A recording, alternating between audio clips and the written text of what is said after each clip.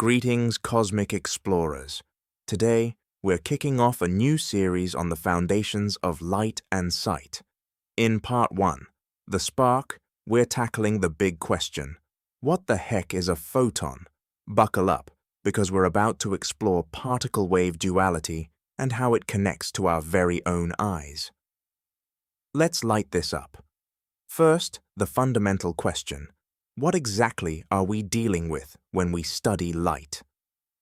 Light is everywhere. It lets us see stars billions of light years away, powers photosynthesis, and even carries information through fiber optics. But is it a particle or a wave? Historically, this debate raged on. In the 17th century, Isaac Newton argued light was made of tiny particles, like little bullets shooting through space. That explained reflection and refraction nicely.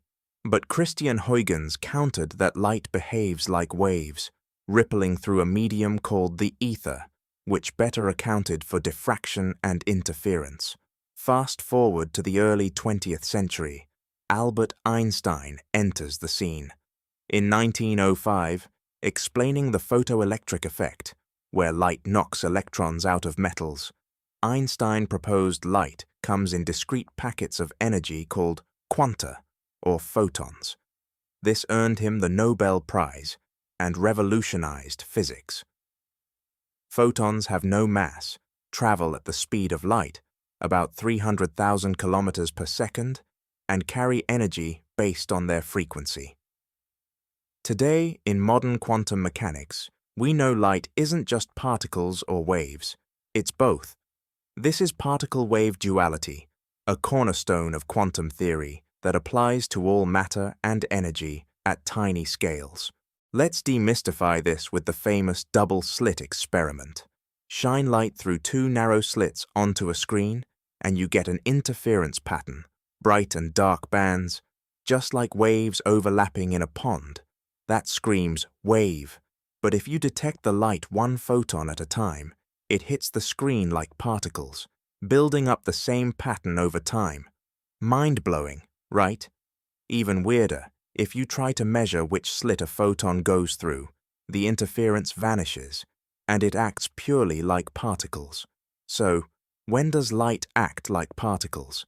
In interactions like absorption or emission, such as in solar panels or lasers, where energy is exchanged in lumps. When like waves, in phenomena like diffraction through a prism or radio waves broadcasting signals. Why both? Because neither description alone captures reality. Quantum mechanics says particles are waves of probability until observed. It's not intuitive, but it's how the universe works, essential for understanding cosmic phenomena like black-body radiation from stars or the cosmic microwave background.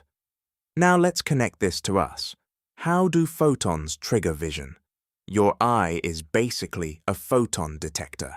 Light enters through the cornea, focuses via the lens onto the retina, where photoreceptor cells, rods and cones, absorb photons. Here's the quantum twist.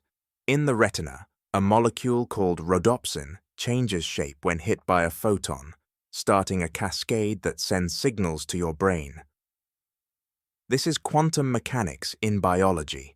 A single photon can trigger a response in rod cells, making our eyes incredibly sensitive. We can detect as few as 5 to 7 photons in dark conditions.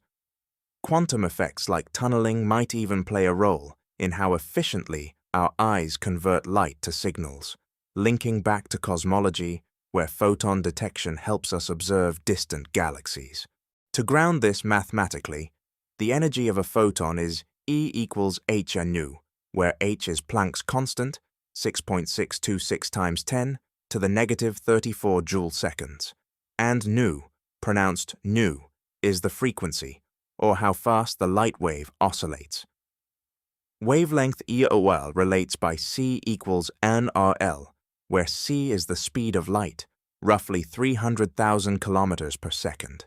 For waves, interference follows sine theta patterns, but duality unites them in Schrödinger's equation, describing probability waves. In conclusion, photons are the quantum sparks that bridge particles and waves, powering our sight and illuminating the cosmos. This framework sets us up for deeper dives into light's role in the universe. If you enjoyed this, like, subscribe, and hit the bell for more astrophysics adventures.